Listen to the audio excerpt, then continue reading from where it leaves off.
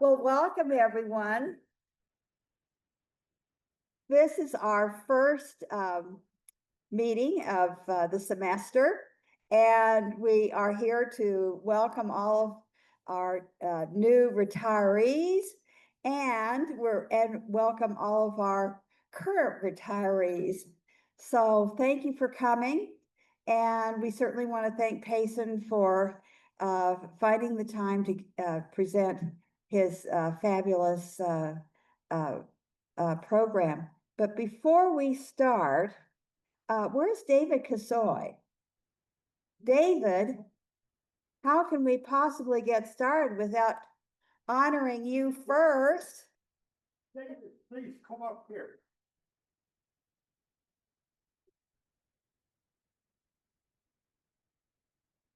David was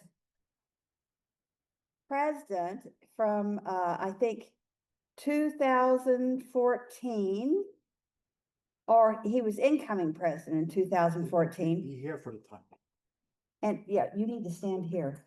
And I want to personally thank David because when in 2014, he asked me if I would be on the board. And I said, why on earth would I be on the board? I'm a surviving spouse. I'm not an academic. And But your spouse was the first chancellor of this. yes, my spouse was the first chancellor. That's right. So anyway, I had a pass. But anyway, I just can't begin to tell you how much this has meant to me, and it certainly gave me a purposeful life in the beginning of that journey. And I have thoroughly enjoyed my association with the CU retired faculty. And it's just all because of you, David. We've gone on many journeys, and we've had some wonderful speakers and some wonderful opportunities through our scholarship program, the Carl Kisslinger Scholarship. And we're hoping to really expand it in the next few years.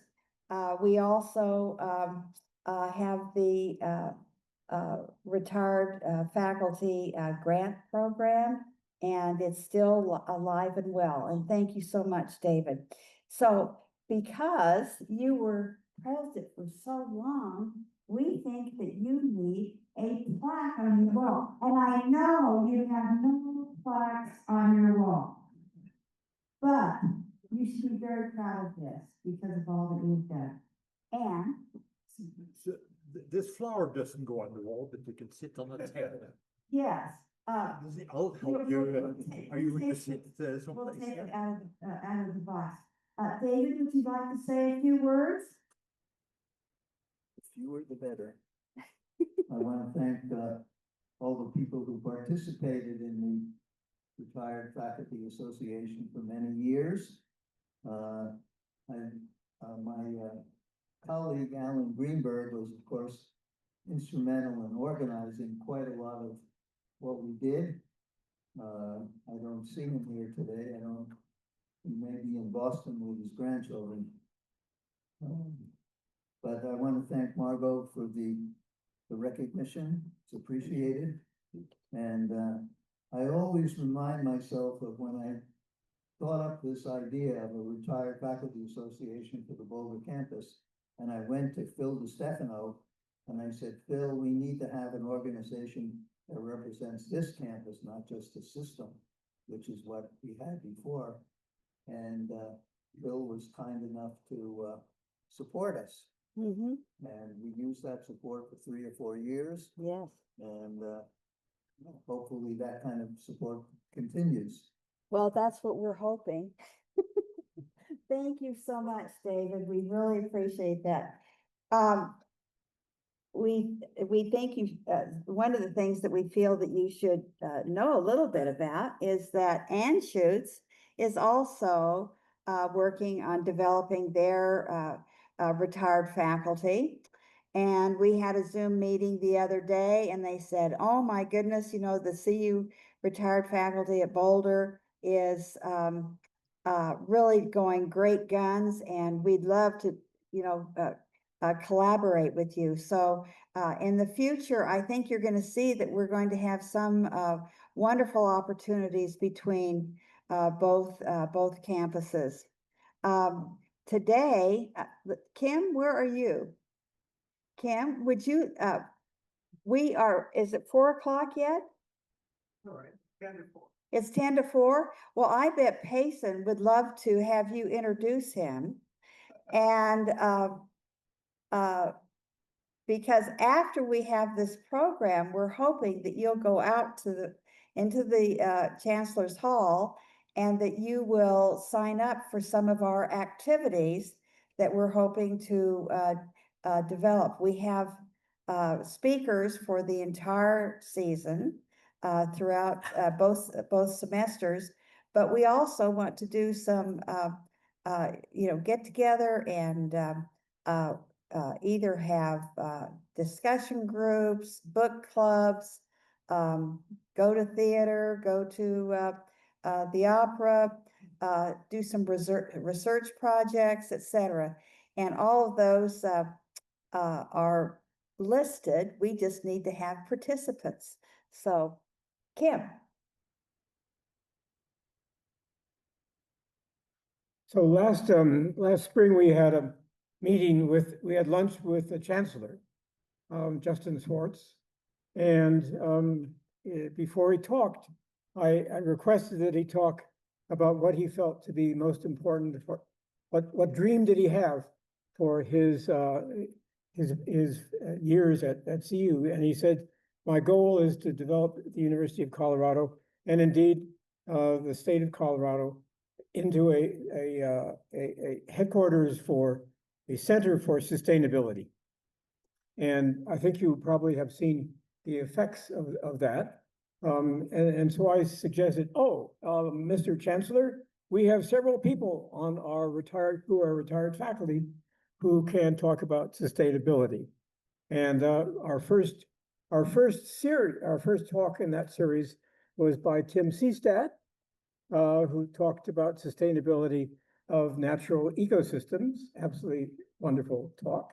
And the next one is Payson's talk on the sustainability of communities in Central America. So I'm really pleased that Payson has volunteered to carry out that theme. He is known to many of you, I believe. He was former chair of the Department of Anthropology. His research has focused, as he described it, on ancient societies of Mesoamerica and Central America. He's particularly interested in how societies, from egalitarian to complex, react to sudden massive stresses of explosive volcanic eruptions. And as you probably know, he has been excavating Hoya de Serra, is that the right way to pronounce it? Which for 40 years, which experienced a disaster similar to that of Pompeii. And some people refer to Saran as the Pompeii of Central America, except Payson does not like that. As he describes it, it's too much braggadocio for a relatively small community like Saran. So he has been working in Saran and on other places that have suffered volcanic eruptions. He is particularly interested in the commoners, the non-elite populations of these communities. There's a few amusing features of Payson's life that I could talk about, but one of them, at Saran, he discovered pots of food that had been stored for 1,400 years, namely pumpkin seeds were as good as new, and he describes his experience of saying, I was tempted to taste one seed to see if the taste had changed, but I decided not. Archaeologists don't eat their evidence. So, he will be speaking to us about millennia of sustainable adaptations to tropical environments in Central America. Tikal as a example of a Mayan culture and egalitarian societies in Costa Rica. So I really love this comparison of sustainability of different communities. So Payson, it's all yours.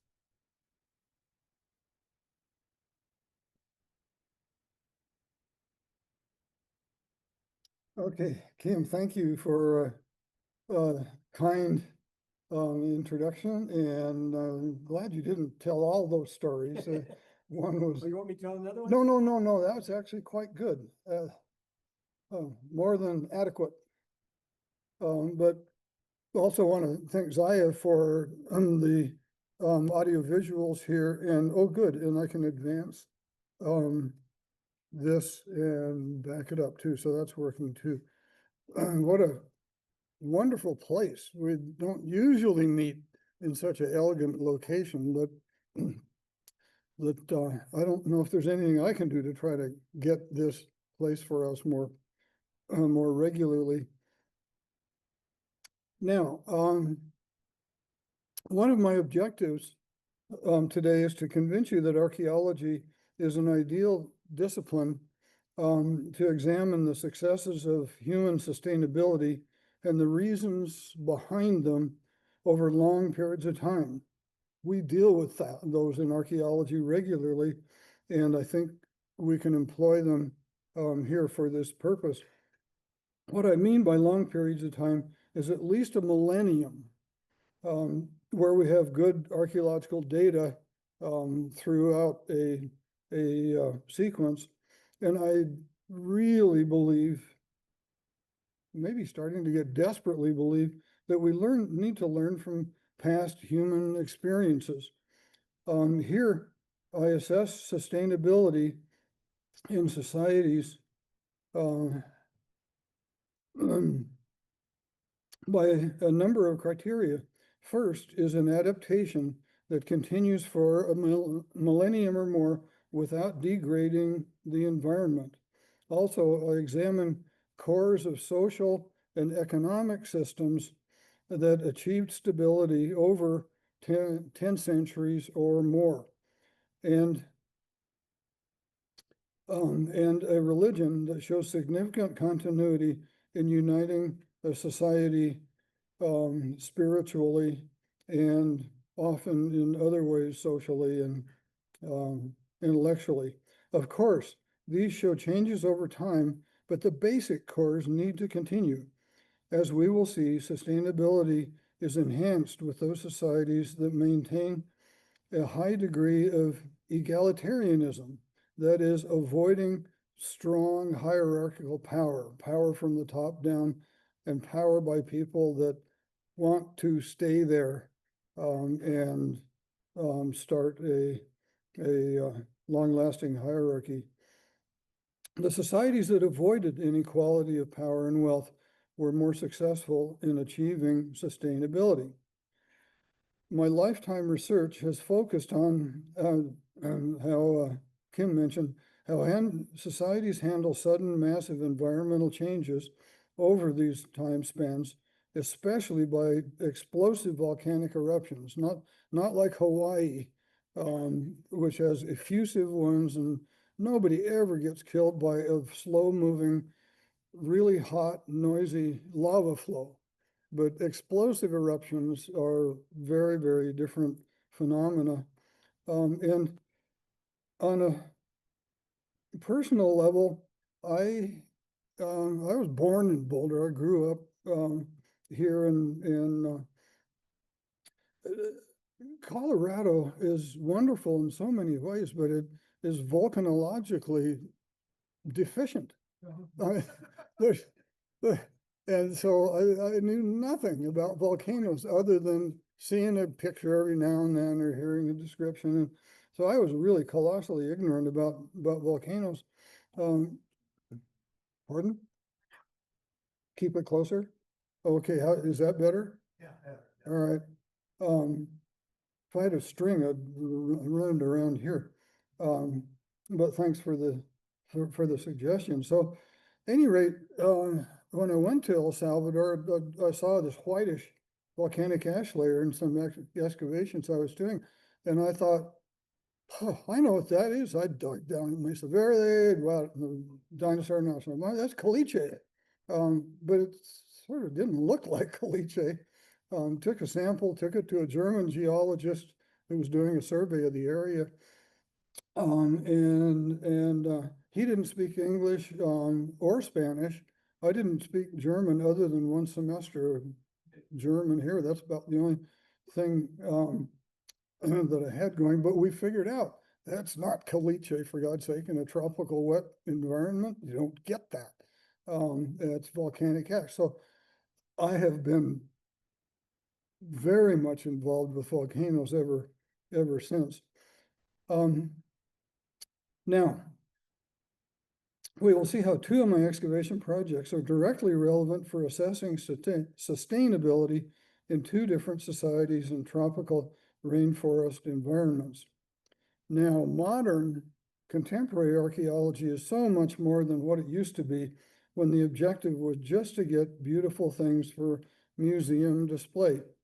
We now use botanical remains, including pollen, phytoliths, seeds, charcoal from fires, and even environmental DNA to determine the foods consumed by people, the plants used for medicinal purposes, construction materials, and a whole lot more. The eDNA provides important information about the natural environment in which people were living and how they modified it by selective planting and in plant domestication. We examined living floors for organic residues to see where people prepared and consumed foods and where little Jose spilled his soup.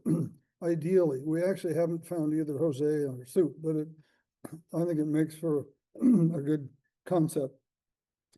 We study the economies, politics, social organizations, and religions. We are so much closer to the people and understand how they lived in the long haul, their successes, their frustrations, their failures, than was achieved by traditional archaeology. People occupied Africa, where we all came from, Europe, and Asia for hundreds of thousands of years, while nobody lived in the Americas. I kind of think there were a whole lot of animals that were totally happy with that. But it took people forever to discover the New World. People first entered the Americas from Siberia about 20,000 years ago. All were hunter-gatherers, as were their ancestors in the rest of the world. All hunter-gatherers around the world were, and still are where they survived, determinedly egalitarian. And they were notably sustainable in all aspects. With hunting and gathering, they move seasonally to where food and other resources are more abundant. Because we are sedentary, it's easy for us to think the shift from their residential mobility to sedentism was an improvement. They got more like us.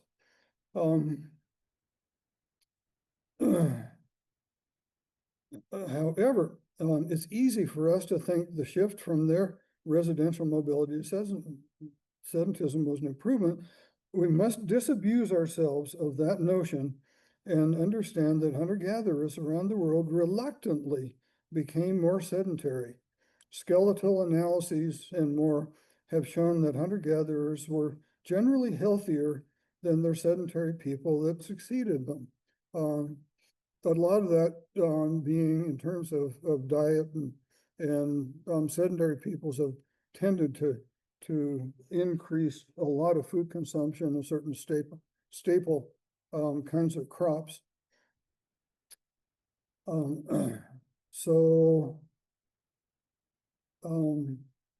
In many areas, the transition to sedentism occurred in recent millennia. We'll look at two such areas for their similarities and differences in how they achieved long-term sustainability and remained egalitarian. my research in Costa Rica is in the northwestern corner of Costa Rica. Can you see this? Yes. Yeah, okay. From here, the angle, I think you can barely see it. At any rate, northwestern Costa Rica, the Continental Divide runs right along here and continues on up to. Those of us in TV land can't hear you. You need to speak into the microphone. All the way down. Now, my research then is on the Caribbean side, much wetter, and the Pacific drainage much drier. Our Arenal volcano is located right here, and there's a chain of volcanoes. The highlands are all volcanic, starting way up here and continuing all the way down, actually all the way into Panama. You can see that there's a big lake right in the middle, and the lake figures fairly heavily in what I want to do here now. Next slide is the elephant in the room, Arenal volcano. And here's the lake and the lake shore. We did a survey of the lake shore, 110 kilometers long. We got really good data out of that, but more on that in a moment. What I think it's extraordinary that 7,000 years ago, Arenal volcano didn't exist. This was flat land, heavy tropical rainforest, and the former volcano was right here. This is Cerro Chato, and it was as tall as Arenal was, and in a very violent eruption blasted the whole top off, and now it's got a nice little crater lake there. Geologically, that's a blink of an eye, 7,000 years. So think of people living there and dealing with eruptions. I'm particularly interested in 10 really big eruptions in 4,000 years of when people were living there and how they handled those, and multiple smaller ones. The big ones, to go back for a second, the really big eruptions necessitated abandonment of an area from about here around to almost to Nicaragua, to about here. Wind direction is very predictable in Costa Rica. It's always to the northwest, so we get these big deposits, and people had to migrate out of there and spend a while. Volcanologists down there say it can take a decade to 3 decades, depending on the chemical constituents of the airfall volcanic ash, to recover. So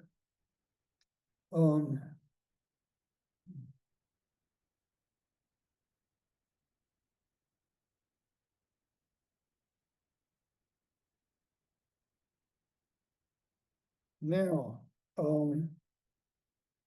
the earliest, so people in the New World 20,000 years ago, in our surveying around the lake shore, we found, here's another picture from our more central to our research area. And here's Cerro Chato. You can imagine what that was like before it blew its top. And an still earlier volcano is still over here. So the magma chamber is moving eastward, and investment in land off to the east is not you don't recommend that. Things can change so dramatically in this area. Now, in doing the shoreline survey, we discovered a Clovis-style projectile point. Now, and this is a projectile point from the Archaic period. This dates to about 7,000 years ago. This Clovis point is ground on the sides, ground on the base. It's got a nice long fruit on both sides. And this is about 13,000 years old. Well, all the other artifacts on our projects, on our excavations, we measure them in 3 dimensions to the closest centimeter. And so we can then reconstruct what was happening in all of the sites we do. We're very cautious of accurate documentation. Oh, listen to how we got this. When we do the shoreline surveys, I give my crew 30 minutes to eat lunch. And I and my graduate students need 30 minutes to eat lunch. Our workers eat lunch in 5 minutes and go for a swim. Well, Mario, in walking out of the water, over here, Mario was walking out of the water, he said, ow! And so he felt around with his foot, with his toes, and found what hurt his foot. It didn't cut it, but it hurt his foot.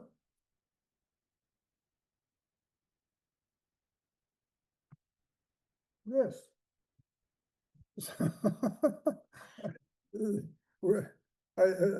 I was not ready to try to do any underwater archaeology.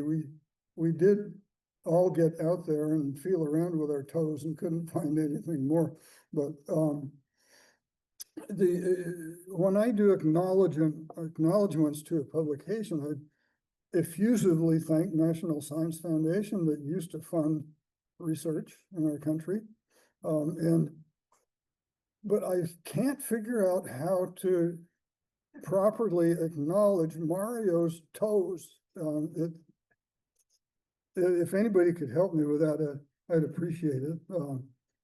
So, no, they were there, and so they were there well before Arno volcano existed. Now, I've yet to find anyone killed by any of those 10 big eruptions or the smaller ones. And so I'm confident that people there learned the warnings of that the volcano provided. Warnings are oscillations of minor earthquakes and some bigger ones, and sulfur gases coming out. And so I think they were ready to evacuate. And for most of the area, I think they could outrun the clouds of volcanic ash that are starting to go up and then starting to fall. So I think they were quite experienced with that. And I think, very interestingly, when people came back in the area, they reestablished their villages in the same spots as they were before. There was a strong sense of place and reoccupying. And that probably had to do with people buried there and spirits and cemeteries and things like that. So all the evidence my project has accumulated indicates that sustainability and egalitarianism continued from Clovis times up until the Spanish conquest in the AD 1500s. And then Native Americans are still there and still functioning quite well. So they get a gold star for very impressive sustainability.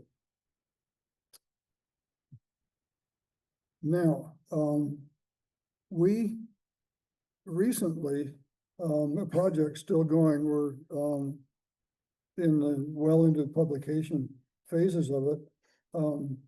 We recently discovered the earliest house known in Costa Rica under 3 meters, about 10 feet of volcanic ash. And it's dated to 1500 BC. I named it La Chiripa because of the closest town that's on a formal map of the country. Here we're sampling for micro and macro botanical remains. And here we're sampling for organic residue samples. We've got it gridded off in 25 centimeter squares. And Dr. Luis Barba is here. He is the world's expert in organic residue analyses in house floors and structures, buildings, pyramids, tombs, all kinds of things.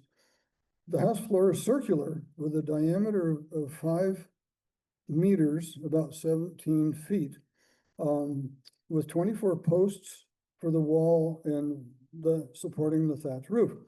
It was lived in for a short time, I think under a year, and then people pulled up the posts of hardwood to rebuild their home at a different location.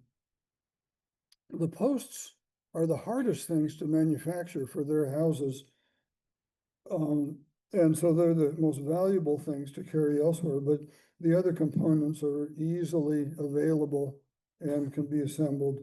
A family could rebuild a house in a day. And so this is transitional from hunting and gathering mobility to full sedentism.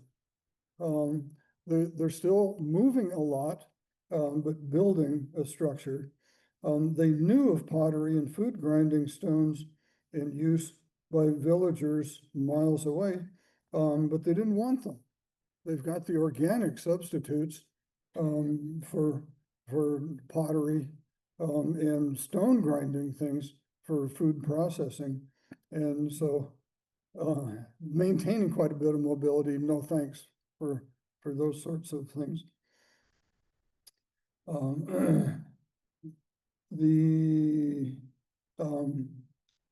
And here,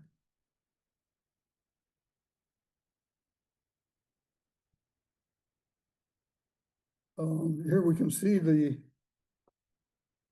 post holes running around here. Post holes straighten out a little bit here, and actually become a little convex because the entryway was here. The 2 post holes, then 2 more were over here to support a little roof extension out here. And then the post holes continue over here and into the bank. We've got a hearth where, of course, he did the cooking and added a little warmth on cold nights in December, January. I thought we might get little Jose's spilled soup over here, but no, this is a amalgam of a whole lot of food that was dropped and became part of the floor organic residues.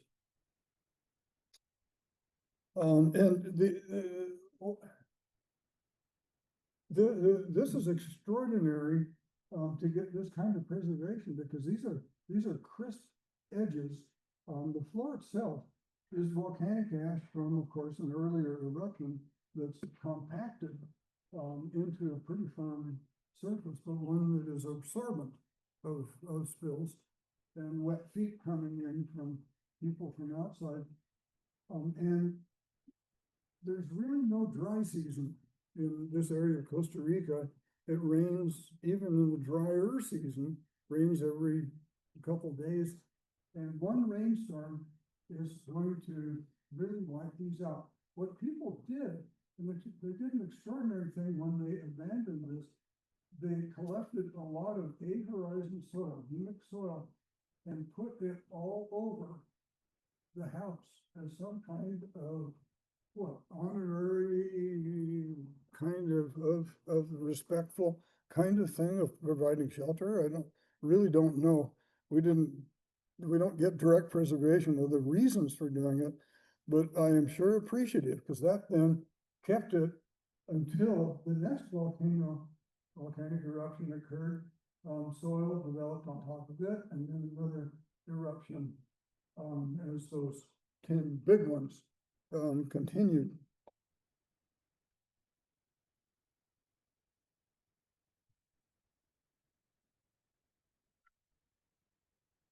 Now here, Venetia Slotin, on my paleoethnobotanist, accurately reconstructs the house and the principal sources of food. Only 3 were domesticated. They had corn, maize, they had beans, and they had manioc, thank you. And those are right over in this area. The other ones are bushes and trees, cherry, pocote, I don't know what that's doing here. Guava, mamey, Acmella. There's a small plant where there's a flavoring for food and an aphrodisiac. How much they use it for that, you really don't know. Cashews, achiote is a pigment and flavoring.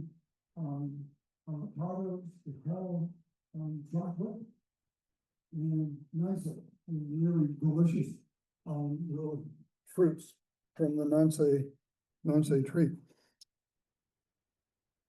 Now, and so this is an isolated house. I didn't find any others, and just a temporary residence for people, I think, in just a few months. In a little later site, not 1500 BC, but 1000 BC, we are working at a site called Tronadora Vieja, and we're farther away from the volcano. We're that big bar. Can't see the volcano. If we could see it, it'd be a lot smaller, and we're about 40-45 kilometers away in the direct line. The volcanic ash was thinner here. And house construction was the same, but there were some significant changes. Family members were buried adjacent to the house. Let's look a little closer.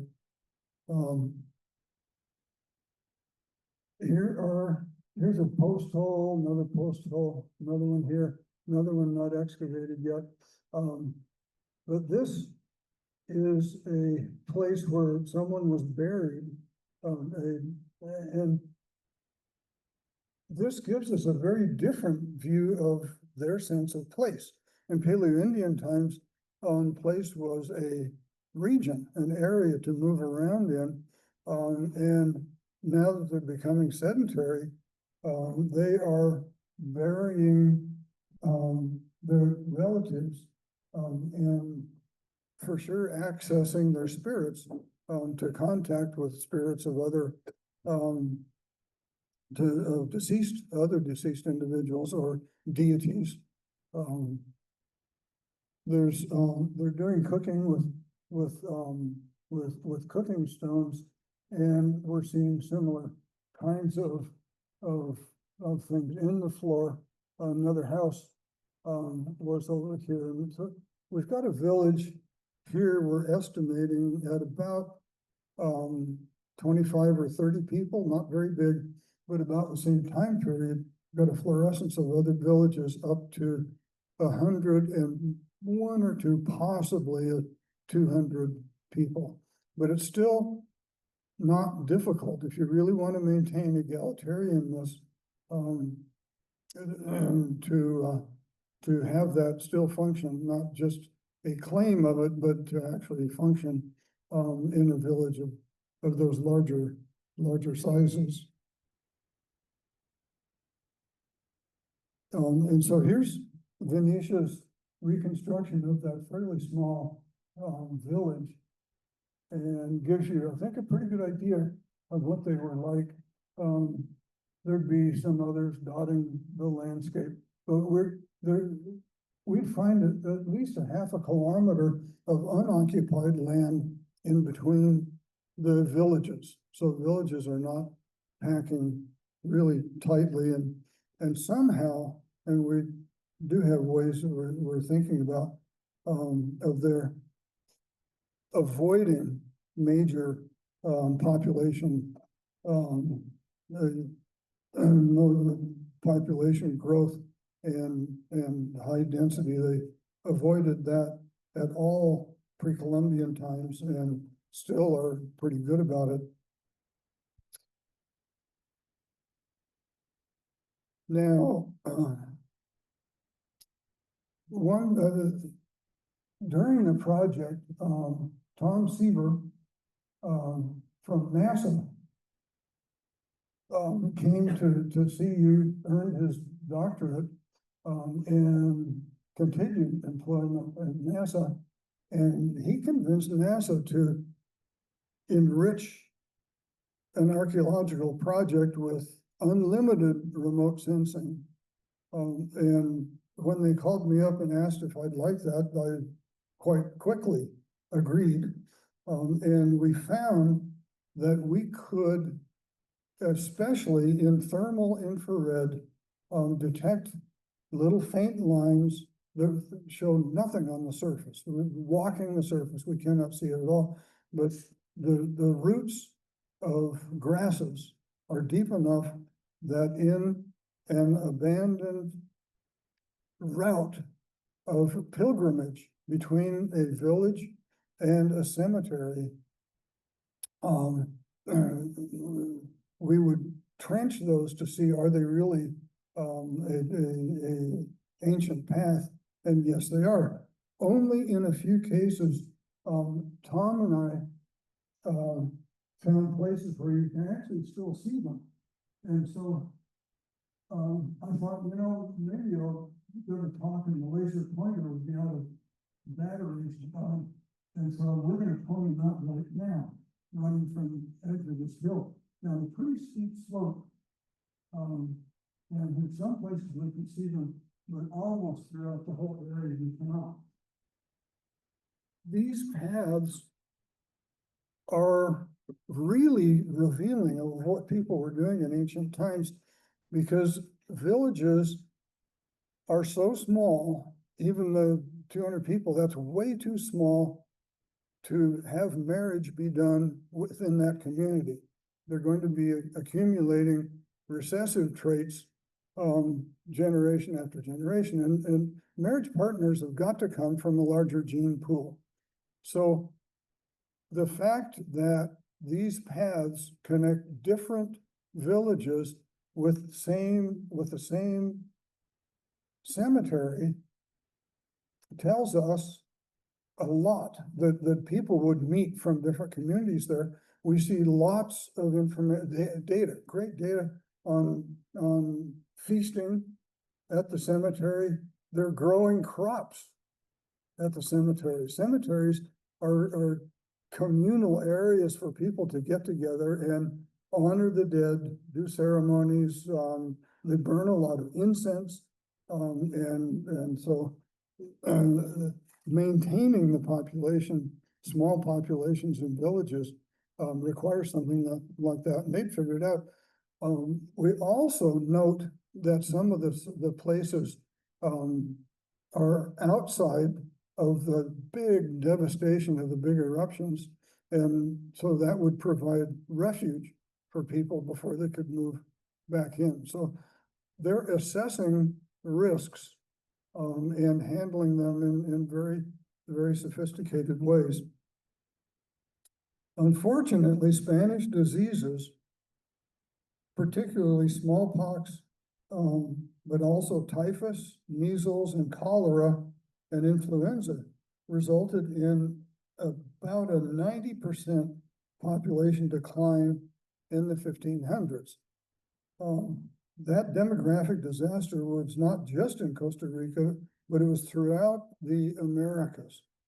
Sufficient families did survive to avoid total cultural and biological extinction, and they are still today maintaining their independence and egalitarian ethic and practice in Costa Rica today. I've visited the communities a few times, and I am impressed with people achieving 3,000 years of village sustainability with no elites, to be immensely salutary. That is what is important and relevant here.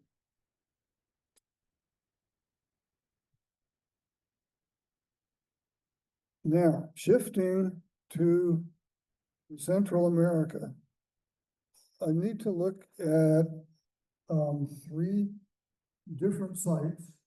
We're going to start out with, I'm not supposed to be away from the podium. I'll try to see this as well as I can.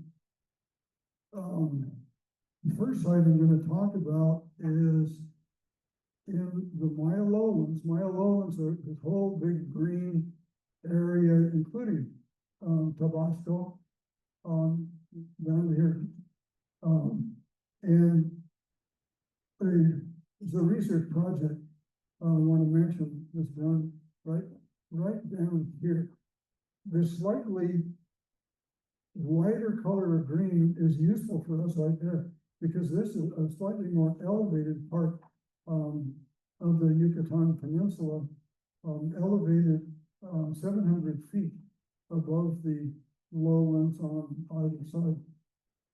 And Tikal is about in the middle of that elevated area.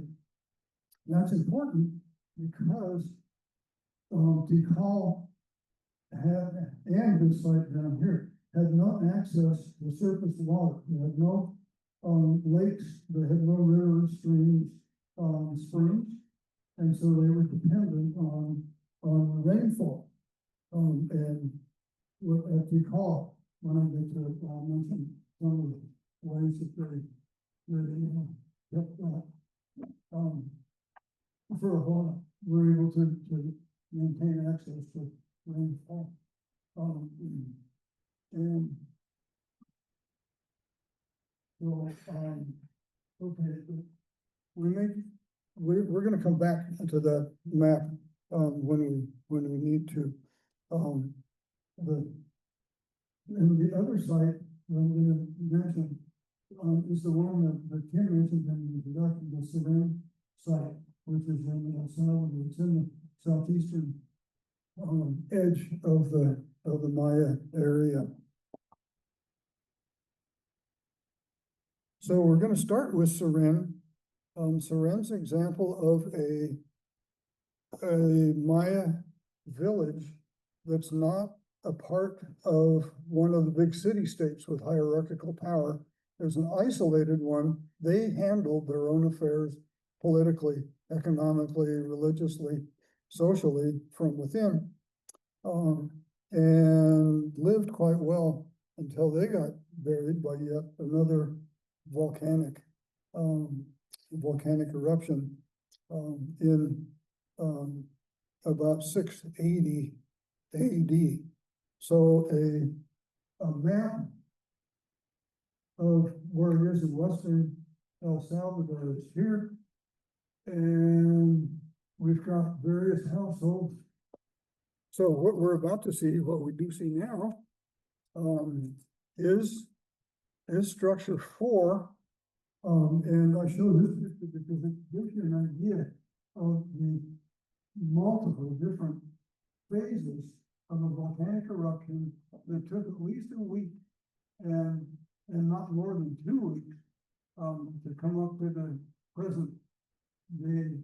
ground surface.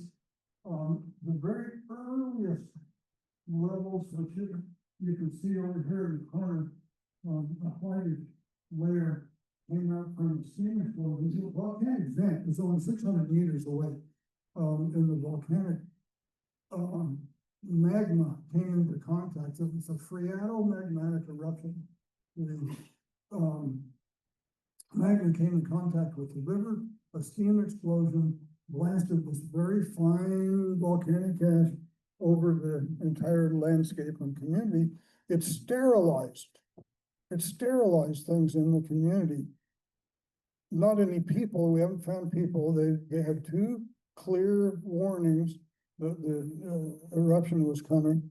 The first was an earthquake, I'm estimating at 4 on the Richter scale, and horrible screaming noise coming out of the beginning of the steam explosion. And it came in at 100 degrees Celsius and did what Kim mentioned of it preserved foods. For 1,400 years in a tropical wet climate, foods were still preserved. I did want to eat just 1 out of 500 squash seeds, but thought I should not be known for eating some data. So I don't know what it tastes like. But the thatch roof, they use grass for that, grass roof, the roof came up like that over the building. Of course, the tons of overburden collapsed the thatch roof right onto the floor and surrounding area. The council house, I was hoping Hartmut Spetzler would be here because he's the first geophysicist that I had on the project. And he picked up the council house with ground penetrating radar. And this picture would be way up here somewhere. With seismicity and electromagnetic induction. And Hartmut was such a wonderful geophysicist. So I was hoping I could acknowledge him here, but I'll do it anyway, wherever he is. So Larry and I, no, we're not vacuuming. We're using a small ground penetrating radar to check the various remodelings of this porch area. The important thing in ancient times is there are 2 benches inside this big front room. Back room was kept vacant. And there are seats for 6 people. This is a council house. This is where the town council would meet and make the key decisions for the community, such as the specific date that the ceremony would be held for the harvest, or a specific date that a town project would begin. But these people are not there for life. They rotate to avoid having someone or a group of people in charge and perhaps abusing the power. They would have, every family would have a time person that would be on the town council. This kind of thing for independent villages is actually a worldwide phenomenon, well studied by ethnographers.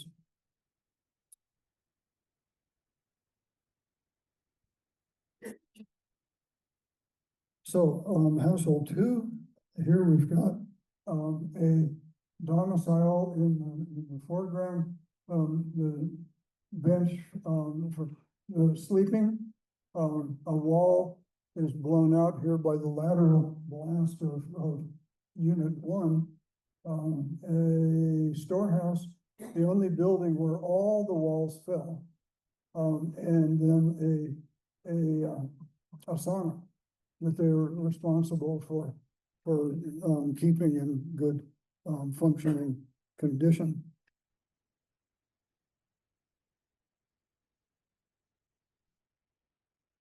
A wonderful building that we found structure 12. This is a building built exclusively for divination and probably for curing. The curer and diviner, or confident divining and probable curing, was a woman. And no, we didn't find her, but we found the artifacts that were brought to as payment and a statement of thank you for your work, were left on the wall tops or given to her directly. There was a double pole door, and so that outsiders couldn't get through there. She's exclusively the only one who's inside. Some artifacts can be used by either sex, but the ones that are strongly affiliated with males, none of them were there, and with females, they were there. So we're quite sure she was the person using this building. So she and a client would speak through this lattice window, and if they agreed, then she would step back and up, and on top of a interior wall, she kept her collection of minerals that she would use to cast those on the floor and then read them. In this reconstruction, you can see how people would then walk around the building back here, and then they would hear the results coming through the lattice window back here, and the divination would be done. So just a wonderful opportunity by that volcanic preservation. Too bad archaeological sites in Colorado don't have some decent volcanic activity to have helped in the past. Now we'll turn to Maya elites. Here's our map again, and Tikal, Tikal right here had handled rainfall. They were very good about conserving rainfall because they would they noticed where natural runoff occurred, and then as they would build plazas and things like causeways and things, they were really careful to channel any water into what to call it, filtration systems to purify, to clean up the water. They'd lead a channel into a box-like structure that they excavated in the limestone with coarser to very fine sand, and then take the filtered water out of the far end and use that for drinking and cooking. And that was sufficient in an earlier drought when the population of Tikal was only about half of what it was at its peak. But the power hierarchy through time, the different city-states got into more aggressive warfare. And if you're gonna be successful in warfare, you've got to have enough people to fight, and it became advantageous to have greater populations, even though the health of commoners living under the control of elites, life was more difficult. Their stature, their height was less. They're less healthy. But the villagers in isolated villages like Surin were not affected by that. They weren't under that. Somewhere around 3/4 of the Maya living in, say, AD 500 were not living under the control of elites in a big center, big power center like Tikal. But elites lasted then for about 800 years, and so I'd say that's a pretty impressive for elites around the world. They tend to come and go, but that's not up to my minimum of 1,000. Commoners can get to 1,000 and 2,000 and 3,000 in Costa Rica, but not. So at any rate,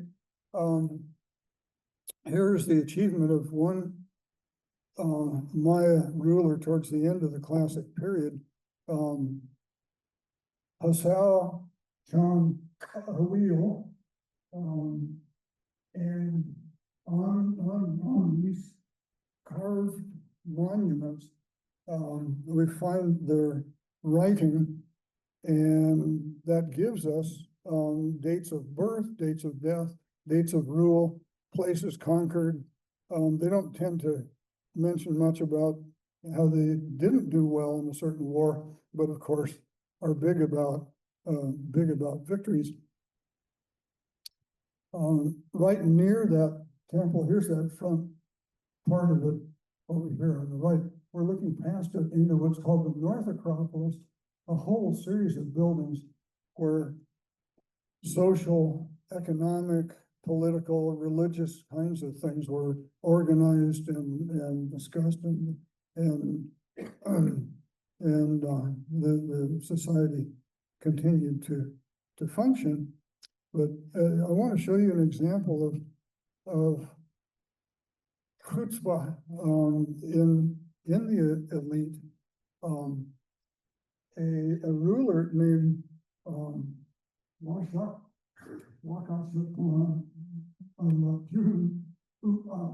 Awil had a statue of himself carved. It's about 3 times life size, and is my example of a ruler very impressed with himself. The intellectual accomplishments for people under his rule are very great. But here, he is even shown in a Maya woman's dress. You see coming down here almost to his ankles. And I think there's an amusing story that the 19th century people that came in prior to photography that did very detailed drawings of these, and those early ones, they were perplexed by why this great ruler was a little unfamiliar with his sexuality, maybe, or so why he's got a dress on, until we read the hieroglyphs, and the hieroglyphs say he is claiming to be a direct descendant of the first woman, first man. That when the gods created people, the initial creation was a person with both male and female, and then they were split into 2. That is a power statement, and we understand that he was fine with his sexuality, had many children, and that was misunderstood for a long time. So what happened then is the really big drought came in the 700s, and by shortly after 800, Tikal was totally abandoned. Tikal was totally abandoned, and the commoners dispersed. We don't know to where they went. We do know that the elite went to allies of theirs that are outside of that elevated area. And so a lot of the city-states that existed at that time outside of the collapsed area benefited from Tikal's collapse. So when you hear about the collapse of Maya civilization, yeah, it did happen, but in a very tiny area for reasons that we understand, and not a total wipeout. So what can we learn from studying past people over long time spans? Obviously, unsustained, the continuous population growth relative to resources is unsustainable. Today, we're certainly smart enough to be like Tikal earlier, to treasure water and look after it very carefully. So we're certainly not going to go pump water out of aquifers faster than they're regenerated. We know better than that. Local decision-making by the general population helps obviate or decrease hierarchy where power and wealth are distributed essentially more equally among families. Our current administration is working hard to increase power and wealth hierarchies, thus engineering the demise of the egalitarian ethic and functioning, and with it, sustainability in our country. These days, I get depressed and feel helpless and hopeless in this situation. But I wonder, is there any place that we could emulate? Is there any place in the world where there are some successes in what we're talking about? And I suggest, yes, there is in the Nordic countries of Europe, of Norway, Sweden, Denmark. And I've spent some time in Denmark, and I've been so impressed with how they relate their people to the government. I'd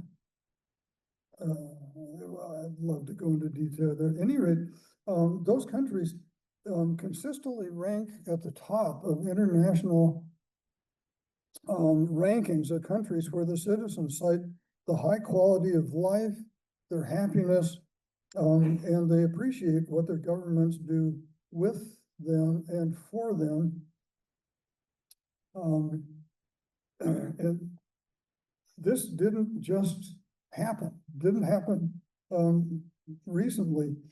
Rather, I suggest archaeologists there have given us clues that have found out that hunting and gathering people shifted into sedentary communities in villages, in Nordic communities that maintained not only an egalitarian ethic, but the practice of it by things like we were talking about for Surin, and the notable for maintaining sustainability for thousands of years.